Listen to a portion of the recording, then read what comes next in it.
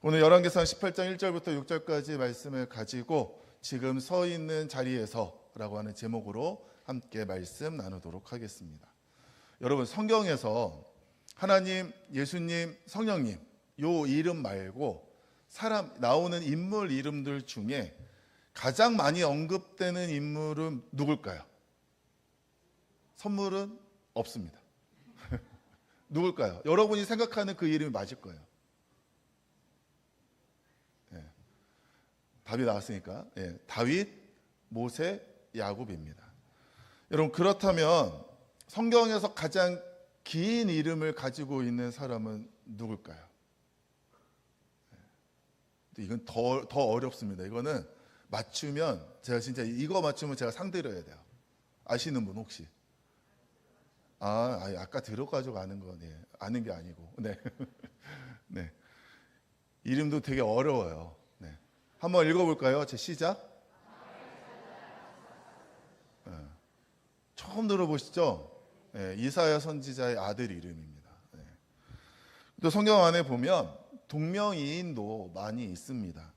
여러분, 성경에서 가장 많은 인물이 사용한 이름, 이거 이름도 알아도 이것도 제가 상드려야 될 만한 그런 내용인데 아시는 분 혹시 계세요? 없으시죠? 네. 그 이름이 스마야라는 이름으로 성경 안에서 29명이 사용하는 이름입니다.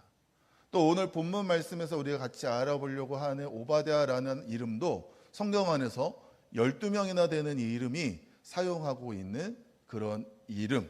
그러니까 의외로 우리가 잘 들어보지 못한 이름이 성경 속에서 여러 많은 사람들의 이름으로 사용된 것을 알 수 있습니다. 여러분, 오바댜를 어디서 들어보셨나요? 오바댜. 구약성경 31번째 책이 오바댜입니다. 그냥 혹시 처음 들었어도 그냥 난 알고 있다라는 눈빛으로 저를 바라보시기를 바라고, 소선지서 중에 하나죠.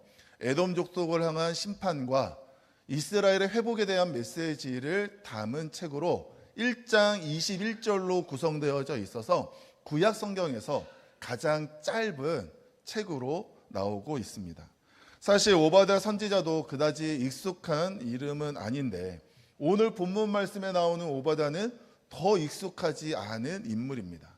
오늘 본문에 나오는 오바댜는 선지자가 아니라 아합의 왕궁에서 일하는 사람입니다. 그런데 의아한 점 중에 하나는 무엇이냐면 오늘 이 사람의 이야기가 열왕기상 18장의 처음 시작을 이루고 있다는 거예요. 여러분, 열왕기상 18장은 열왕기상 전체에 있어서 매우 중요한 장입니다. 어떻게 보면 가장 핵심적인 장이라고 이야기해도 무방합니다. 왜일까요?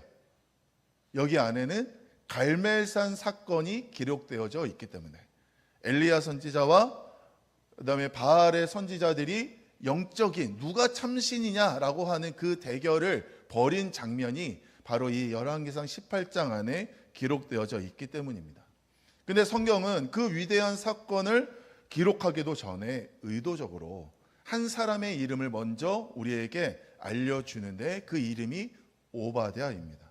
과연 그는 누구이기에 이 사람의 이름이 갈멜산 사건 이야기에 앞서서 기록되어져 있을까요? 오늘 성경에서는 오바댜가 어떤 인물인지를 우리에게 소개하고 있습니다. 3절 말씀을 보시면 아합이 왕궁 맡은 자 오바댜를 불렀으니 이 오바댜는 여호와를 지극히 경외하는 자다라고 소개하고 있습니다. 먼저 오바댜는 어떤 인물이에요? 왕궁을 맡은 자라고 소개하고 있습니다. 정확한 직무는 나오지 않아서 그가 어떠한 일을 맡았는지는 모르지만 분명한 것은 아합의 신뢰를 받고 있는 고위 관리라고 하는 것을 알 수 있습니다. 그러니까 왕궁의 모든 것을 책임지고 있는 사람. 그래서 어떤 주석에서는 이 아합의 시대에 2인자의 위치에 있는 사람이다라고도 이야기하고 있습니다. 그리고 5절과 6절 말씀을 보면 이제 엘리야가 비가 오지 않을 것이다 가뭄을 선포한 이후에 지금 시간이 1절 말씀에 보면 3년이 지난 다음에 이제 3년 동안 비가 내리지 않고 가뭄이 계속 이루어지고 있으니 지금 물이 어디에 있는지 없는지 확인하기 위해서 아합이 직접 찾으러 나아가는 길에 이 오바다를 부른 거예요. 그래서 자기가 가장 지금 중요하다고 여기는 그 핵심적인 일에 같이 함께 하려고 하는, 믿고 맡길 만한, 신뢰할 만한 인물이 오바다라고 하는 것을 알 수 있습니다. 그래서 오바다는 그 당시에 가장 높은 위치에 있고 왕에게 가장 신뢰를 받고 있는 그런 사람. 그렇기 때문에 그가 가진 것도 누리는 것도 다른 사람들보다 훨씬 많다라고 하는 것을 우리가 알 수 있게 됩니다. 그리고 나서 오바다에 대해서 또 하나 설명하고 있는 것은 무엇이냐면 여호와를 지극히 경외하는 자라고 소개하고 있습니다. 여러분, 오바다는 하나님을 경외하는 사람입니다. 그 이름의 뜻이 여호와를 섬기다라고 하는 뜻을 가지고 있는데, 그가 가지고 있는 이름의 뜻대로 하나님을 섬기는, 하나님을 경외하는 삶을 살았던 인물입니다. 근데 여기에 수식어가 하나 붙어 있죠. 어떤 수식어가 붙어 있어요? 지극히. 못 찾으실까 봐 제가 일부러 크게 지극히라고 하는 수식어가 붙어 있어요. 여러분, 이 지극히라고 하는 것은 히브리어 메오드라고 하는데, 이것은 적극적인 의미에서 실천하고 행동하는 모습을 의미합니다. 그러니까 우리가 믿음이 있어도 이 믿음이라고 하는 그 신앙생활이 억지로 마지 못해서 그냥 끌려다니는 모습으로 신앙생활 하시는 분들도 있고, 그냥 나만 그냥 조용히 왔다 갔다 하면서 그냥 그런 모습으로 신앙생활 하시는 분들도 있고, 또 정말 앞장서서 내 시간과 내 물질과 내 힘을 들여서 적극적으로 신앙생활 하시는 분들도 있죠. 그 적극적으로 신앙생활하는 모습을 지극히라고 하는 단어로 표현하고 있는 겁니다. 그래서 이 지극히라고 하는 것은 자신이 할 수 있는 최선을 다한 삶의 모습, 믿음의 모습을 표현하는 겁니다. 이처럼 오바다는 왕궁을 맡은 자, 당시에 유력한 사람이었고, 또한 동시에 하나님을 경외하는데 지극히 경외하는 적극적인 믿음의 모습을 가지고 있는 사람이었습니다. 여러분, 이 오바다가 예를 들어서 다윗 시대에 살았다라고 한다면 정말 다윗의 총애를 받으면서 또 하나님의 사랑을 받으면서 자기가 가지고 있는 위치에서 많은 것을 누리며 또 나누며 또 은혜가 더 깊어지고 더 넓어지면서 정말 영적으로 삶적으로 충만한 그런 시간들을 보냈을 거예요. 아마 마음의 기쁨도 넘치고 은혜가 넘치는 삶을 살았겠죠. 왜요? 자신의 삶의 환경에 구애될 것이 없기 때문에. 그런데 문제는 뭐냐면 지금 오바다가 살고 있는 그 시대가 어떠한가라는 겁니다. 여러분, 이 오바다가 살고 있는 시대는 북이스라엘, 즉 19명의 왕들이 쭉 왕위를 진행하면서 어떤 왕도 하나님 앞에서 선한 왕이라고 인정받지 못한 그러한 영적으로 암울한, 그 가운데서도 아합의 시대, 정말 바알을, 아세라를 섬기는 영적으로 가장 심각한 어둠의 시기를 살고 있었던 그 시대에 이 오바다가 믿음을 지키며 살아가고 있다는 거죠. 여러분, 이 오바다의 시대는 스스로의 믿음을 지키기 쉬운 시대가 아닙니다. 당당하게 내가 하나님을 믿는다고 이야기할 수도 없는 시대, 그런 시대에 오바다가 아합의 왕궁 한 자리에 한가운데 서 있었고, 특별히 아합의 아내 이세벨이 눈에 불을 켜고 하나님을 믿는, 하나님을 섬기는 선지자들을 잡아 죽이려고 하는 그러한 시대에 침묵해야지만 살아남을 수 있고 믿음을 숨겨야지만 안전하게 살아갈 수 있는 시대에 오바다가 살고 있는 겁니다. 그런데 그런 지금 서 있는 그 삶의 자리에서 오바다는 믿음을 지켰다는 거죠. 어떠한 믿음으로요? 지극한 믿음으로. 즉 신앙을 포기하지 않습니다. 현실과 타협하지도 않고 어려운 환경 뒤로 숨지도 않습니다. 나에게 지금 주어진 지금 삶의 자리에서 자신의 믿음을 당당하게 보이고 있는 거죠. 즉 오바댜의 믿음은 환경이 어려운 환경, 힘든 환경이 바뀐 다음에 그 믿음을, 자신의 믿음을 보이는 믿음이 아니라 지금 서 있는 자리에서 그 환경이, 상황이 어떠하든지 간에 자신의 믿음을 보이는 믿음이다. 그렇다면 이 오바댜의 지극한 믿음이 어떠한 모습으로 나타나고 있을까요? 우리 4절 말씀을 한번 보시고 우리 4절 같이 한번 읽어보겠습니다. 이세벨이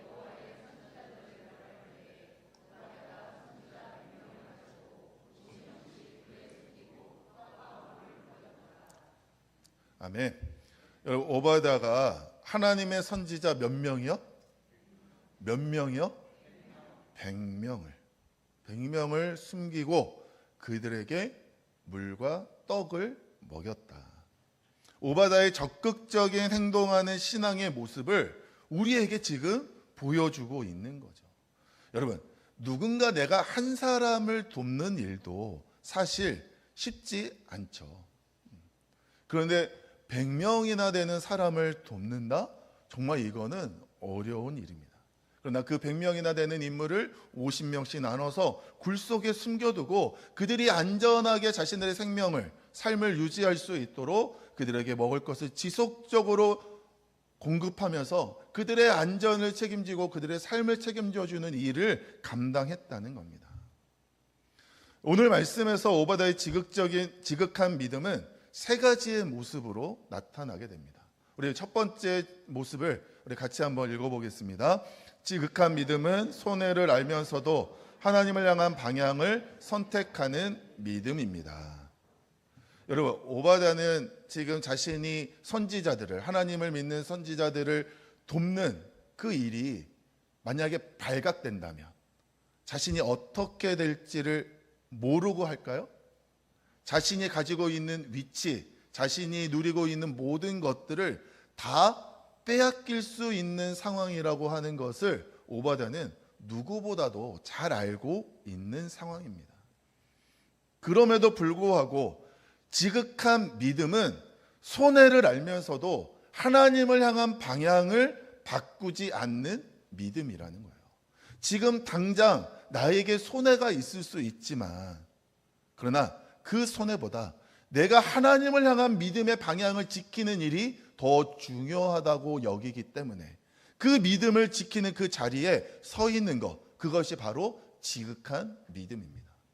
그러니까 어떤 상황을 만날 때에 내가 던지는 질문이 이것이 어떻게 선택하는 것이 나에게 더 유리할까? 어떻게 선택하는 것이 나에게 더 이익이 있을까? 이렇게 질문하는 것이 아니라 어떤 선택이 하나님 편인가? 어떤 선택이 하나님이 더 원하시는 것인가? 이 질문을 던지며 선택한다는 거죠. 그 선택이 때로 나에게 손해가 있을지라도. 여러분, 이 지극한 믿음의 모습을 오바댜가 보여주었다는 겁니다. 두 번째 오바댜의 지극한 믿음 같이 읽어보겠습니다. 두 번째 믿음의 모습을 같이 읽겠습니다. 시작. 지극한 믿음은 남겨두지 않는 태도입니다. 여러분, 오바댜는 하나님의 선지자들 섬기는 일에 자신의 물질을 드렸습니다. 여러분, 당시는 극심한 가뭄의 시기입니다. 그렇기 때문에 뭔가 어려움이 있고 힘든 일들이 있을 때 뭐해요? 전쟁이 날 것 같다, 지진이 날 것 같다, 그러면 사람들은 다 사재기를 하지 않습니까? 가가지고 이것저것 다 사서 물 사고 먹을 거 사고, 그래서 그 안에서 자신의 삶을 지키기 위한 노력들을 하게 되죠. 모든 사람들이 자신의 생존을 먼저 걱정하던 시기였습니다. 그런데 오바댜는 선지자를 한 명도 아니라 100명이라는 되는 사람들을 지속적으로 먹이는 일을 하게 됩니다. 여러분, 이 오바댜는 하나님처럼 기적을 행하는 사람이 아니에요. 광야에서 그 수많은 사람들을 하나님께서 만나와 메추라기로 먹이시듯이 자기가 뭔가 없는 데서 만들어내는 그러한 능력이 있는 사람이 아니라 그저 자기가 가지고 있는 것을 통하여 함께 나누어서 먹게끔 하는 일을 했던 사람이죠. 물론 생각해 보면 오바댜가 자기가 가지고 있는 위치가 있기 때문에 재력이 많이 있다고 하는 것을 알 수 있습니다. 부자니까 할 수 있겠지. 여러분, 모든 부자가 다 자신의 물질을 나누는 것은 아니에요. 물질을 나누는 데에는 마음이 있어야 되고 뜻이 있어야 됩니다. 그래야지만 자기의 주머니도 열 수 있죠. 여러분, 돈을 내가 많이 가지고 있다는 것과 돈을 선하게 쓴다라고 하는 것은 전혀 다른 차원의 문제다. 내가 돈을 선하게 쓸 수 있는 마음이 있다면 없는 가운데서도 나눌 수 있는 거죠. 그러나 내가 그런 마음이 없다면 아무리 많은 것을 가지고 있어도 나눌 수 없습니다. 그러나 오바다는 정말 하나님을 위해서 자신의 물질을 선하게 쓰고자 하는 그런 마음이 있었기 때문에 그 100명이나 되는 사람들을 자신이 책임지며 한 번이 아니라 지속적으로 그들에게 먹을 것을 공급하는 일, 이것이 언제까지 될지는 모르지만 내가 이 일을 감당하겠다, 아낌없이 남김없이 그들에게 나누어 주는 그런 삶을 살았던 것입니다. 여러분, 지극한 믿음은 내 믿음의 앞에서 선을 긋지 않는 거예요. 그냥 이만큼만 하면 되지, 나는 이 정도만 하면 되겠다라고 하는 것이 아니라 그저 그런 선 없이 하나님을 향하여 내가 가진 것을 아낌없이 드릴 수 있는 내 시간과 내 물질과 내 능력과 나의 모든 것들을 아낌없이 드릴 수 있는 모습이 바로 지극한 믿음의 모습이다 라고 하는 것을 알 수 있습니다. 또한 마지막으로 지극한 믿음의 모습은 같이 읽겠습니다. 지극한 믿음은 두려움 속에서도 하나님을 선택하는 믿음입니다. 여러분, 오바다는 선지자들을 숨기고 먹이는 일을 하면서 자신의 생명에도 위협이 있을 수 있다는 것을 알고 있었어요. 여러분, 당시의 시대를 어떻게 설명하고 있습니까? 4절 말씀에 보면 이세벨이 여호와의 선지자들을 멸할 때에 어떻게 했다는 거예요? 잡아다가 죽이는 시대였다는 거예요. 여러분, 이런 시대에 내 믿음 하나 지키는 일도 쉽지 않은데 누군가를 돕는다? 여러분, 정말 쉽지 않은 일입니다. 분명한 것은 오바다가 죽음을 두려워하지 않은 사람이었느냐? 그러지 않다는 거예요. 이후에 15절까지 이어지는 말씀의 내용 가운데 이 오바다가 엘리야를 만나서 나누는 말씀 가운데 어떤 내용이 있냐면, 내가 죽을까 걱정하는 마음을 엘리야 선지자한테 솔직하게 표현하는 내용이 있어요. 그렇다면 이 사람이 죽음이 두렵지 않은 그런 상황이 아닌 거죠. 그러나 그런 두려운 마음을 가진 상황 속에서도 어떻게 하는 거예요? 하나님을 위한 일을 선택하는 겁니다. 나는 지금 두려운데, 나는 지금 너무 무서운데, 그러나 그 무섭고 두려운 마음에 사로잡히는 것이 아니라 그 마음까지 붙들면서 나는 하나님을 위하여 일을 하리라, 나는 하나님을 위하여 이 뜻을 펼치리라 라고 하는 모습으로 살아가고 있는 거죠. 여러분, 지극한 믿음은 두려움보다, 내가 느끼는 상황의 두려움보다 하나님을 더 크게 여기는 믿음입니다. 무엇을 가장 두려워하며 살아가는가라고 이야기할 때에 사람들의 시선이 두려울 수도 있고 상황이 주는 압박이 두려울 수도 있으나 하나님을 향한 믿음을 가장 귀하게 여기는 거죠. 여러분, 오바다는 자신의 안전을 신앙의 삶의 기준으로 삼은 사람이 아니라 오직 하나님을 경외하는 것을 가장 높은 차원의 기준으로 두고 내가 그것을 이루기 위하여 두려운 마음도 눌러놓고 어려운 힘든 상황도 눌러놓고 오직 하나님만 바라보는 믿음을 가진 줄 믿습니다. 그러므로 오바다의 이 지극한 믿음은 손해를 알면서도 하나님을 선택하는 믿음, 믿음 앞에서 여지를 남겨두지 않는 믿음, 두려움 속에서도 하나님을 의지하는 믿음이 바로 오바다가 우리에게 보여주는 지극한 믿음의 모습입니다. 여러분, 이 지극한 믿음이 오늘 저와 여러분들에게 임할 수 있게 되기를 주님의 이름으로 축원합니다. 여러분, 그렇다면 오바다는 이 북이스라엘의 특별히 아합의 시대에 가장 영적으로 캄캄한 암흑의 그 시대에 어떻게 그가 서 있는 지금 그 자리에서 이 지극한 믿음을, 빛나는 아름다운 믿음의 모습을 보일 수 있었을까요? 우리가 그 이유를 두 가지로 살펴볼 수 있습니다. 먼저 첫 번째는 신앙의 조기 교육입니다. 여러분, 오바댜의 믿음은 위기의 순간 갑자기 나타난 믿음이 아니에요. 12절 말씀을 보시면 오바댜가 엘리야에게 이런 이야기를 합니다. 당신의 종은 어려서부터 여호와를 경외하는 자다. 무슨 말이에요? 저는 어려서부터 하나님을 경외하는 삶으로 계속해서 살아왔고 그 믿음이 지금 나의 모습을 만들었습니다라고 이야기하고 있는 겁니다. 여러분, 신약에서도 이런 비슷한 모습을 볼 수 있는데 디모데후서 3장 15절 말씀에 보면 디모데에 대해서 또 어려서부터 성경을 알았나니라고 이야기하고 있습니다. 그러니까 디모데가 외조모로부터 어머니로부터 받은 그 믿음이 어려서부터 말씀을 잘 배운 신앙이 그에게 잘 자리 잡고 있었기 때문에 하나님을 위한 사역의 자리에서도 흔들림 없이 그 귀한 믿음의 자리에 굳건히 서서 자신의 사명을 온전히 감당하고 있음을 우리가 볼 수 있는 거죠. 여러분, 지극한 믿음은 물려줄 수 있는 유산이 아니라 어려서부터 길러져야 되는 모습임을 믿으시기를 바랍니다. 여러분, 우리가 자녀에게 돈을 줄 수 있죠. 집을 줄 수 있죠. 어떤 그런 보여지는 것들을 줄 수 있지만 우리의 믿음은, 내가 가진 믿음은 우리 자녀에게 줄 수 없습니다.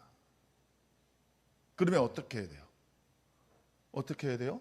그들이 어려서부터 그 믿음의 테두리 안에서, 내가 믿는 그 믿음의 테두리 안에서 정말 예배와 기도와 찬양과 말씀과 그 삶의 아름다운 믿음의 모습 안에서 잘 성장하여 그들이 자신의 아름다운 믿음을 가질 수 있도록, 그들을 믿음 안에서 성장할 수 있도록 길러줘야죠. 그것이 믿음의 부모의 가장 중요한 책임입니다. 믿음을 물려줄 수 없기에 그들이 스스로 믿음을 가질 수 있도록 아름다운 믿음의 환경을 갖춰주며 그들 안에 주님에 향한 분명한 믿음과 말씀의 능력이 심겨질 수 있고 그들이 하나님을 바라보며 예수님 의지하며 성령님의 도우심에 따라 살아갈 수 있는 은혜가 우리 자녀들에게 임할 수 있도록 우리 자녀들을 믿음으로 양육해 나아가시는 우리 모든 성도님들 되시기를 주님의 이름으로 축원합니다. 또한 두 번째로 오바댜는 분명한 정체성을 가지고 있었습니다. 여러분, 그는 아합의 왕궁에서 일했지만 아합의 사람으로 자신을 규정하지 않습니다. 그는 내가 지금 아합의 왕궁에서 아합을 위하여 일을 하고 있으나 나는 하나님의 사람입니다라고 하는 정체성을 가지고 있었습니다. 여러분, 이 열왕기상 말씀을 제가 이제 강의를 쭉 시작하면서 제일 첫 번째 설교를 할 때 그 설교의 제목이 이름처럼만 살아도 였습니다.